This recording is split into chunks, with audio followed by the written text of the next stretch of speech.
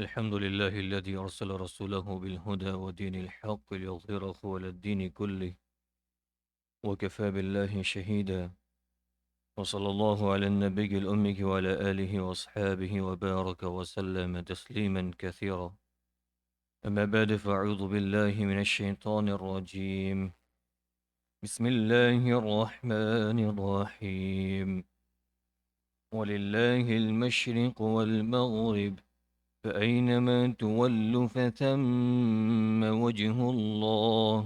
إن الله واسع عليم. وقالوا اتخذ الله ولدا سبحانه بل له ما في السماوات والأرض كل له قانتون بديع السماوات والأرض وإذا قضى أمرا فإنما يقول له كن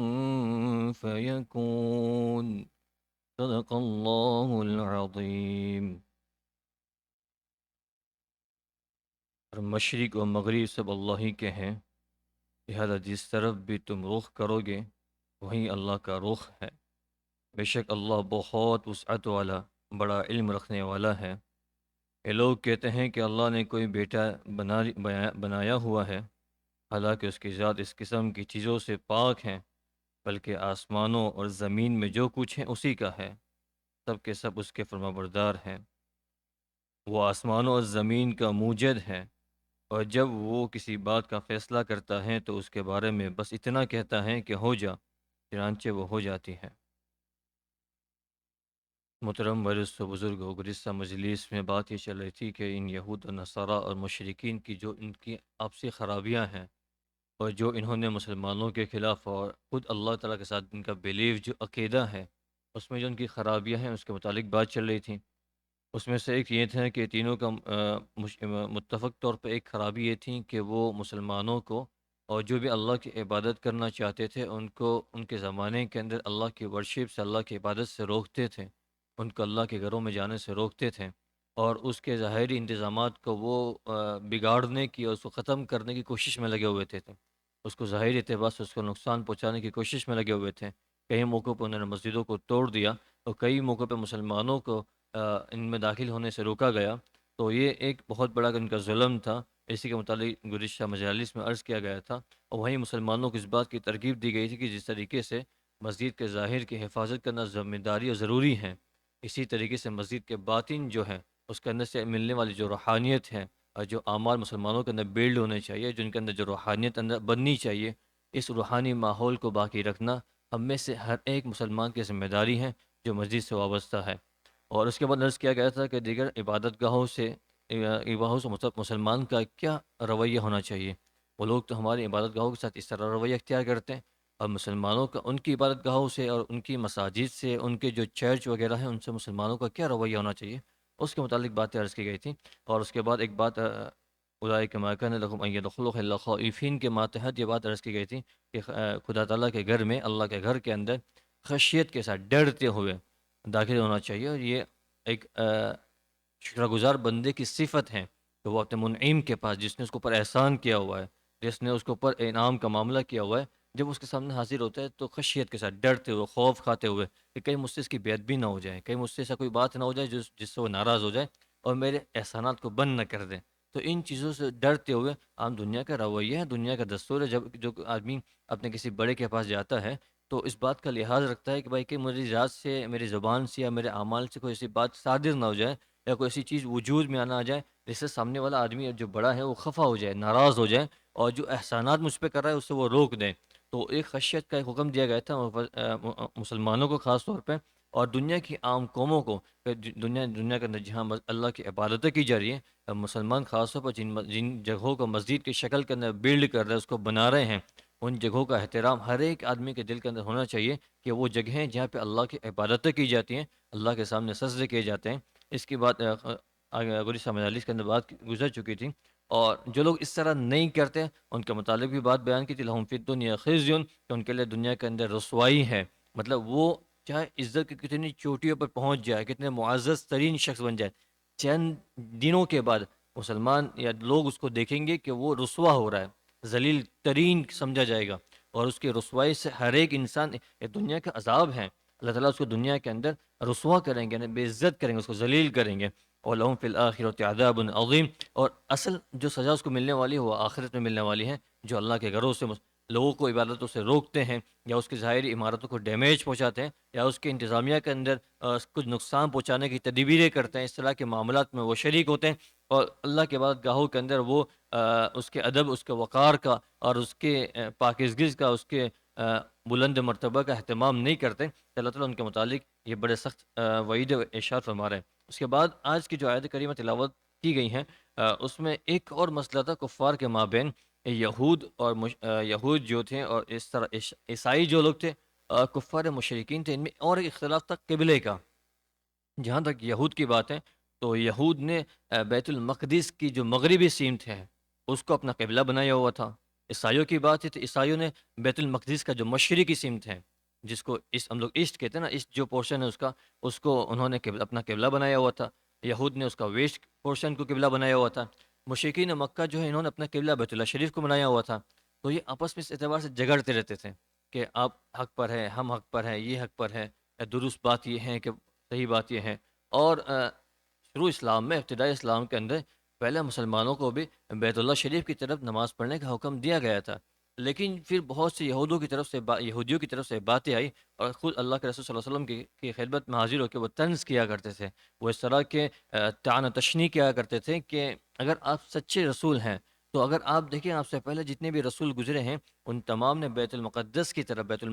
اپنا رخ کر کے نمازیں ادا کی ہیں، اپنی عبادتیں کی ہیں. مطلب ان کا قبلہ جو تھا، تمام نبیوں کا قبلہ وہ بیت المقدس تھا. اگر آپ اللہ کے نبی ہوتے ہیں نعوذ باللہ تو آپ کا قبلہ بیت المقدس ہونا چاہیے تھا. حالانکہ آپ تو بیت اللہ شریف کی طرف، کعبہ شریف کی طرف، جو کہ مشرکین مکہ مورتیوں کی عبادت پوجا کرنے والوں کا قبلہ ہے، اس لیے آپ کی نعوذ باللہ نبوت درست نہیں ہے. تو اس کے بعد پھر مسلمانوں کو اللہ کی طرف سے ان کو حکم دیا گیا تھا مسلمانوں کو کہ وہ بیت المقدس کی طرف رخ کر کے نمازیں پڑھیں. اللہ کے رسول صلی اللہ علیہ وسلم نے چند زمانے اور کچھ اوقات تک اس طرف مسلمانوں نے نمازیں پڑھی ہیں بیت المقدس کی طرف رخ کر کے، اس لیے وہ ہمارا قبلہ اول کہلایا جاتا ہے. اور اس کے بعد پھر اللہ کے رسول صلی اللہ علیہ وسلم کی دلی خواہش تھی کہ قبلہ بیت المقدس کی طرف سے ہٹ کر کعبہ شریف ہونا چاہیے، جو کہ اللہ کا گھر ہے، وہ ہو جائے. اللہ کے رسول کی دلی خواہش تھی، پھر اللہ تعالیٰ نے نماز کے دوران ہی حکم فرمایا تھا جب آپ کا قبلہ بدل دیا گیا ہے. اس کے متعلق مستقل واقعہ ہے، انشاءاللہ دوسرے پارہ جب ہم لوگ وہاں پہ پہنچیں گے تو اس کو وہاں پہ سمجھیں گے. تو پھر نماز کے دوران بدل دیا گیا تھا، پھر ان کا رخ چینج کر دیا گیا تھا، اور قبلہ مسلمانوں کا قبلہ بیت المقدس سے ہٹا کر بیت اللہ شریف کو بنا دیا گیا تھا.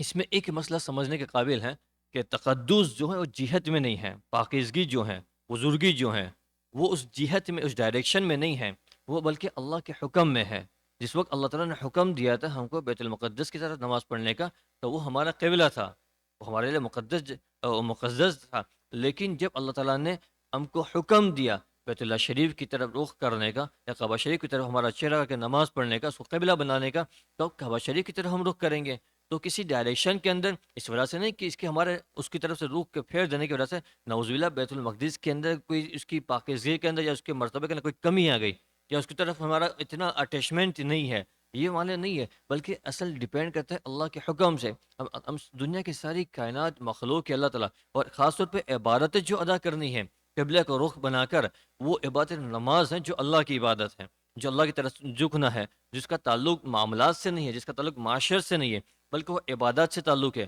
اور عبادات یہ حقوق اللہ کے قبیل سے ہیں، صرف اللہ کا حق ہے، اللہ کے علاوہ کسی کا اور کا حق نہیں ہے. اور جس کا حق ہے وہ صاحب حق، وہ یہ کہہ رہا ہے کہ تم اس جہت میں میری عبادت ادا کرو. تو چیزیں تو اس کے اعتبار سے جو جس کا حق ہے وہ یہ کہہ رہا ہے کہ میری عبادت آپ کو ادا کرنی ہے صحیح معنی کے اندر، تو اس ڈائریکشن میں کریں. تو جس ڈائریکشن میں وہ کہہ دیں اس ڈائریکشن میں اس عبادت کا ادا کرنا یہ زیادہ مناسب ہے، زیادہ اس کی عبادت یا اس کی اطاعت، اس کی فرمانبرداری کے لائق ہے. اس کے خلاف ورزی کرنا وہ تو حکم کو پورا نہ کرنے کے مترادف ہوگا.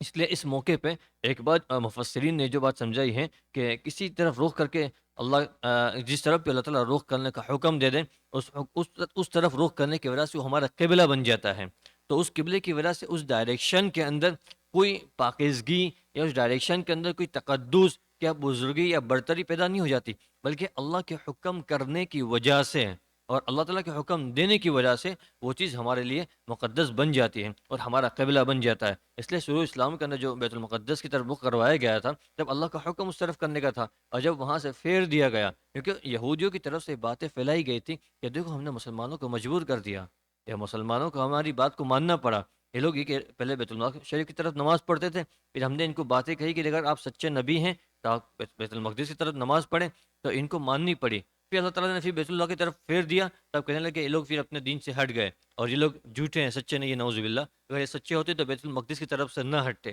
وہ ہمارا قبلہ ہے، اسی طرف ہونا چاہیے تھا۔ تو ان تمام معاملات کو اللہ رب العزت نے دفع کر دیا، دور کر دیا کہ دیکھو کسی ڈائریکشن کے اندر، کسی جہت کے اندر یا کسی طرف رخ کرنے سے آدمی کا اس جہت کا مقدس ہو جانا، اس کا پاکیزہ ہو جانا، یہ بات ثابت نہیں ہوتی۔ اس طریقے سے ان کے مابین جو اختلاف ہے، یہود نے جیسے ویسٹ پورشن کو، مغربی حصے کو اپنا قبلہ بنایا ہوا ہے، عیسائیوں نے اپنا مشرقی حصے کو جو کہ ایسٹ والا پورشن ہے اس کو اپنا قبلہ بنایا ہوا ہے، اور مشرقین نے بیت اللہ شریف کو بنایا تھا، مسلمانوں نے کعبہ شریف کو بنایا تھا۔ ان تمام کا ایک اصول بیان کیا گیا، وَلِلَّهِ الْمَشْرِقُ وَالْمَغْرِبُ، اور اللہ ہی کے لیے ہیں، مشرق بھی ہے اور مغرب بھی ہیں۔ دنیا کی جو ڈائریکشنز ہے دنیا کے اندر، مشرق ہو مغرب ہو، وہ سارا اللہ کے لیے۔ فَإِنَّمَا تُوَلُّوا، لہذا جس طرف بھی تم رخ کرو گے، فَثَمَّ وَجْهُ اللَّهِ، تو وہیں اللہ کا رخ بھی پاؤ گے۔ مطلب کسی ڈائریکشن کی طرف اللہ تعالیٰ نفی کر دے، ہرگز یہ معنی نہ سمجھا جائے کہ اللہ تعالیٰ نے ہم کو مشرق کی طرف، یا ہمارا قبلہ جو کیا گیا ہے وہ نارتھ ساؤتھ کی طرف ہمارا قبلہ کیا گیا ہے، نعوذ باللہ اس کی ادر ڈائریکشن کے اندر اللہ تعالیٰ نہیں ہے، یہ معنی ہرگز نہیں ہے، بلکہ اللہ تعالیٰ ہر جگہ موجود ہیں۔ جیسے ہمارے یہاں لائٹ چل رہی ہے، اب کوئی آدمی کہے کہ لائٹ یہاں پر ہے وہاں نہیں ہے، یہ پاسبل نہیں ہے۔ ہر ایک جگہ لائٹ جو ہے موجود ہے، اس کا کوئی جگہ ہم فکس نہیں کر سکتے، یا اس کا کوئی علاقہ، کیونکہ اللہ رب العزت مکان سے منزہ اور پاک ہیں۔ اللہ کی ذات کسی مکان کے محیط نہیں ہے، کسی علاقے کے اندر، کسی جگہ کے اندر اسی سمیت نہیں رہ جاتی، بلکہ وہ ہر جگہ موجود ہیں۔ اسی بات کو سمجھایا جا رہا ہے، اصول بیان کیا جا رہا ہے کہ جھگڑا ختم ہونا چاہیے کہ اللہ تعالیٰ جس طرف ڈائریکشن کے اندر حکم دے دے جس نماز پڑھنے کا، آدمی اس طرف متوجہ ہو جائے، اور اس سے یہ بات بھی نہیں ہے کہ جس طرف متوجہ کرنے کا حکم دیا گیا اس کی ادر سمت کے اندر، اس کے علاوہ باقی سمت کے اندر اللہ تعالیٰ نہیں ہے، بلکہ صرف وہی ہے، نعوذ باللہ۔ یہ معنی بھی مراد نہیں ہے، بلکہ یہ تو آسانی کے لیے ہے، سہولت کے لیے ہے، امت کو ایک پلیٹ فارم پر جمع کرنے کے لیے ہے، تاکہ سارے کے سارے لوگ ایک طرف رخ کر کے نمازیں پڑھیں۔ اگر اس کو آزاد چھوڑ دیا جاتا اور آدمی کو یہ حکم دیا جاتا کہ آدمی جس طرح چاہے نماز پڑھ لے، ہر رخ میں اللہ تعالیٰ موجود ہیں جو کہ حقیقت ہے، تو کوئی آدمی ایسٹ میں نماز پڑھتا، کوئی ویسٹ میں نماز پڑھتا، کوئی ساؤتھ میں نماز پڑھتا، کوئی نارتھ میں نماز پڑھتا، تو جماعت کی شکل میں نمازیں ادا کرنا مشکل ہو جاتی۔ امام صاحب تو اس طرف نماز پڑھے، پھر پیچھے والے لوگ اس طرف نماز پڑھے، اس والے لوگ اس طرف نماز پڑھے، تو اجتماعیت کے ساتھ اس میں پھر امت کے اندر جو نا دلوں کا پھٹن لازم آتی، کیونکہ جن کے قبلہ متفرق ہو جاتے ہیں نا، ان کے دل اور ان کی جو ان کا ملت کبھی متفق نہیں ہو جاتی، اور جن کے قبلہ اور جن کی نمازیں، اس لیے اللہ کے رسول صلی اللہ علیہ وسلم نے ایک موقع پر ارشاد فرمایا تھا کہ اپنی نمازوں کو اور اپنے ڈائریکشن کو درست کیا کریں۔ اگر اس میں نمازوں کے اندر کمزوری لاحق ہوگی اور اس میں ہمارا ڈائریکشن سیدھا نہیں کریں گے اور اس میں ہم تفریق کریں گے، دور دور کھڑے رہیں گے، تو اس کی وجہ سے اللہ تعالیٰ تمہارے درمیان تفریقہ ڈال دے گا، یعنی تمہارے دلوں کے اندر پھٹن پڑ جائے گی، ایک دوسرے کی نفرت پیدا ہو جائے گی، ایک دوسرے کی عداوتیں پیدا ہو جائے گی۔ تو ان تمام بہت ساری مصلحتیں اس کے اندر ہیں کہ مسلمانوں کو کیوں ایک قبلے کی طرف حکم دیا گیا تھا، اس لیے امت مسلمہ کو ایک سمت میں جمع کرنے کے لیے، ورنہ ان جمع کی شکلوں میں جو نمازیں ادا کی جاتی ہیں، ان چیزوں کا وجود بخشنا اور ان چیزوں کا اجتماعی طور پر ان عبادتوں کا ادا کرنا بڑا دشوار اور مشکل نظر آتا۔ اس کے علاوہ اللہ تعالیٰ نے یہ جو حکم فرمایا ہے کسی ڈائریکشن کے اندر نماز پڑھنے کا، وہ اللہ تعالیٰ کی طرف سے ایک بہت بڑا اعزاز ہے مسلمانوں کے لیے، کیونکہ وہ اللہ تعالیٰ نے مسلمانوں کو خاص طور پر جس سمت میں نماز پڑھنے کا حکم دیا گیا ہے، اس سمت کے اندر اللہ تعالیٰ کی طرف سے روحانیتیں رکھی گئی ہے آدمی کے لیے، اس کے اندر ایک اطاعت ہے، آدمی کے نماز پڑھنا ایک مستقل عبادت ہے، اور صحیح ڈائریکشن میں نماز پڑھنا یہ مستقل عبادت ہے، کیونکہ جس طرح نماز پڑھنے کا حکم ہے، اسی طریقے سے کعبہ شریف کے سامنے رخ کر کے نماز پڑھنے کا یہ علیحدہ حکم ہے، تو جہاں نماز پڑھنے کا ثواب ملے گا، وہاں آدمی کو اپنا رخ سیدھا کرنے کا بھی نماز ملے گا۔ ان قوموں سے ان سے بھی مطالبہ کیا گیا ہے کہ آپ بھی اسلام لے آ کر کعبہ شریف کی طرف اپنا رخ کریں، لیکن یہ اپنی عبادتیں کعبہ شریف کی طرف متوجہ ہو کے نہیں کر رہے، تو جہاں یہ بہت سی نافرمانی اللہ تعالیٰ کی کر رہے ہیں، وہاں اس اعتبار سے اس حکم کی نافرمانی بھی کر رہے ہیں کہ اپنے رخ کو اللہ کے اس سمت میں نہیں کر رہا جس سمت میں اللہ تعالیٰ نے رخ کرنے کا حکم کیا ہوا ہے، جس ڈائریکشن میں ان کو فیس کرنے کا حکم دیا گیا ہے اس ڈائریکشن میں نہیں کر رہے۔ اس مسئلے کے اعتبار سے بڑا مناسب ہے کہ اگر کچھ مسائل معلوم کر لیں چونکہ ہمارے آئندہ زمانہ جو ماشاء اللہ آ رہا ہے، لوگ بہت سارے ٹرپس پہ جاتے ہیں، اس طرح سفر اسفار دور دور جاتے ہیں، تو اس میں ایک سوال یہ پیدا ہوتا ہے کہ کسی آدمی کو آج تو ماشاء اللہ لوگوں کے پاس وہ موبائل کے اندر اپلیکیشن موجود ہیں جس کے اندر آسانی سے قبلہ معلوم کر سکتے ہیں، لیکن بہت سے ایسے موقع پر آدمی کا جو کبھی اپلیکیشن بھی ورک نہیں کرتی ان کا، تو اس طرح کی چیزیں پیش آتی ہیں، اب آدمی کنفیوز ہو رہتا ہے کہ قبلہ کس طرف ہے، کوئی بتانے والا بھی نہیں ہے وہاں پہ، کسی ہائیکنگ پہ چلے گئے یا کسی لیک میں چلے گئے، اس طرح دور چلے گئے، کسی آئلینڈ پہ چلے گئے، اب وہاں کوئی مسلمانوں کا نام و نشان نہیں ہے، کوئی بتانے والا نہیں ہے کہ آدمی قبلہ کس طرف ہے، نماز کا وقت ہو گیا ہے، تو نماز کیا کریں؟ تو اللہ تعالیٰ کی طرف سے وسعتیں دی گئی ہیں، چھٹ دی گئی ہیں کہ آدمی اپنی طرف سے کوشش کرے، فرض نماز ہے تو آدمی اپنی طرف سے کوشش کرے، تحری کرے، سورج کی رفتار کے اعتبار سے، بس سورج کس اعتبار سے کہ ہمارے اس ملک کے اندر ہمارا جو قبلہ ہے وہ نارتھ اور اس کی طرف ہے نا ہمارا قبلہ، تو اس ڈائریکشن کے اندر اس کو فگر آؤٹ کرنے کی کوشش کرے، سورج کی رفتار سے، چاند کی رفتار سے، ستاروں کی رفتار سے، یا جو بھی پاسبل وے ہو سکے، جو بھی ممکن کوشش ہو سکے، آدمی کسی کو پوچھ کر اس طرح کی چیز اعتبار سے آدمی اس ڈائریکشن کو معلوم کرنے کی کوشش کرے اور اس سمت میں نماز پڑھ لے، اگر اس سمت میں اس نے نماز پڑھ لی تو اس کی نماز ادا ہو جائے گی، اگر اس کو پتہ چلا کہ میں نے غلط سمت میں پڑھی، حالانکہ قبلہ میرے ویسٹ میں، میرے قبلہ کرنا ادا کرنا تھا مجھے اس سمت کے اندر، اور میں نے تو بالکل اپوزٹ سائڈ نماز پڑھ لی، تو مسئلہ یہ کہ اگر اس آدمی کو ابھی نماز کا وقت ختم نہیں ہوا اور اس کے پہلے کسی عاقل بالغ اور مسلمان نے، دو آدمی نے گواہی دے دی کہ نہیں قبلہ اس طرف ہے، تو اس کے بعد کا اعتبار کرتے ہو اپنی نماز کا اعادہ کر لے، ابھی وقت باقی ہے تو، اور وقت ختم ہو چکا ہے تو اس کی نماز کا اعادہ کرنا بھی ضروری نہیں ہے، اس کی جو نماز ادا کی تھی اگرچہ قبلے کی اپوزٹ ڈائریکشن میں اس نے نماز ادا کی تھی، اس کی نماز ادا ہو جائے گی، اسی بات کو بیان کر اللہ تعالیٰ فَثَمَّ وَجْهُ لِلَّهِ الْمَشْرِقُ وَالْمَغْرِبُ فَأَيْنَمَا تُوَلُّوا فَثَمَّ وَجْهُ اللَّهِ، جس طرف بھی آپ رخ کر لو گے اللہ کا اپنا رخ اس طرح اس سمت میں آپ پاؤ گے، تو اس اعتبار سے اللہ تعالیٰ نے بڑی چھٹی وسعت دے رکھی ہے، البتہ جہاں تک بات ہے نفلی نمازوں کی، جہاں فرائض کی بات ہے، آدمی عام طور پر ہوائی جہاز کا سفر کرتے ہیں تو ڈائریکشن کا معلوم کرنا بڑا مشکل ہو جاتا ہے، تو اس میں آدمی اپنے اعتبار سے تحری کر لیں، ونڈو کھول کے دیکھ لیں بھائی سورج کس سمت میں ہے اور ہم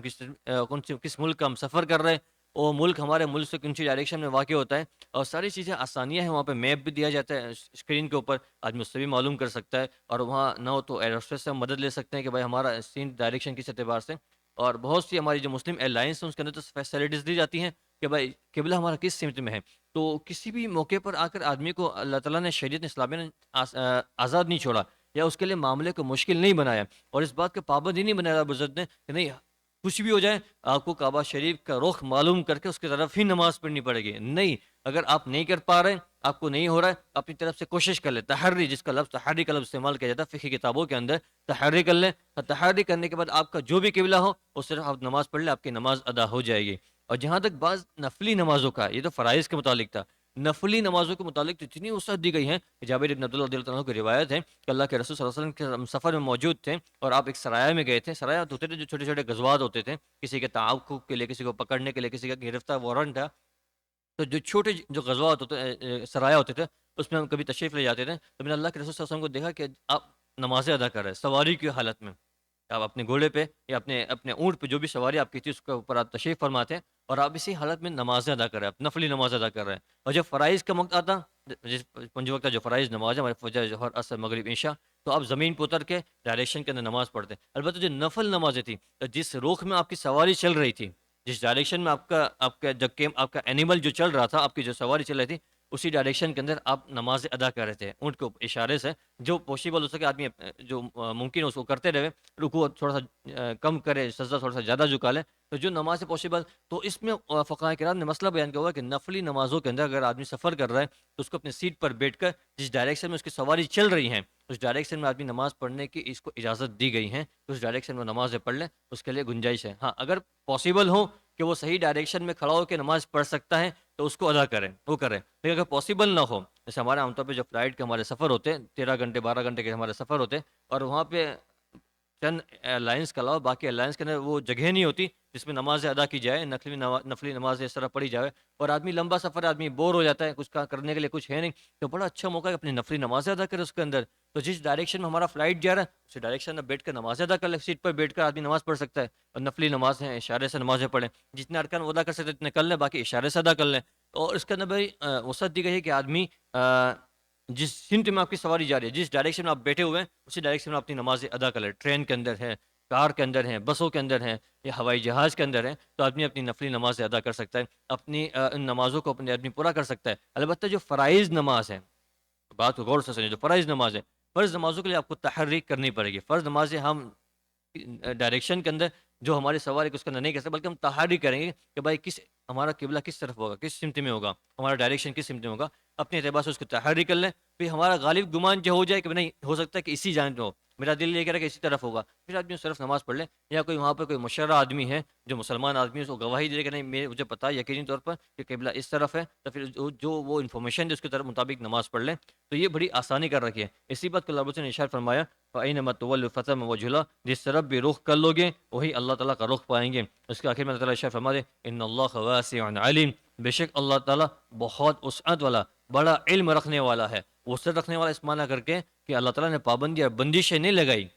اللہ تعالیٰ نے آپ کو اوپر معاملات کو مشکل نہیں کیا، بلکہ وسعت دی رکھی ہے کہ ہم نے جو آپ کو یہ ایک قبلے کی طرف آپ کو جو متوجہ کروایا ہے، اس کو ہم نے اگر آپ کے اوپر دشواری کے ساتھ بھی لازم نہیں کیا، اگر آپ اس کو نہیں کر سکتے اور آپ پر مشکل ہو رہا ہے، آپ معلوم نہیں کر سکتے، تو آپ اس کو تحری کر کے نماز ادا کر سکتے ہیں۔ تحری بھی نہیں کر سکتے، آپ کی نفل نمازیں ہیں، تو آپ جس سمت میں آپ کی سواری جا رہی ہے، جس سمت میں آپ کی گاڑی چل رہی ہے، جس رخ کے اندر آپ کی بس یا ٹرین یا فلائٹ چل رہا ہے، اسی رخ کے اندر آپ نمازیں پڑھ لیں، نفلی نمازوں کا۔ اور جہاں تک فرائض کا بات ہے، تو فرائض کے متعلق تھوڑا سا اہتمام اور زیادہ، کیونکہ فرائض اور اسی طریقے سے وطر کی واجب ہیں، ان فرائض کا اور واجب نمازوں کے متعلق تھوڑا سا اہتمام زیادہ، کیونکہ یہ ذمہ داریاں ہیں، اس کے متعلق سوال کیا جائے گا کہ آپ نے نماز ادا کی یا نہیں کی، یہ آپ کی بڑا فرسٹ پرائیورٹی ان کے لیے ہے، تو ان کے متعلق تھوڑا سا زیادہ اہتمام کروایا گیا تاکہ آدمی تحری کرے، اپنے رخ کو معلوم کرے۔ اور اس میں مسلمانوں کے لیے ایک بہت بڑا سبق دیا گیا اجتماعیت کا، کہ مسلمان جس طرح ان کا قبلہ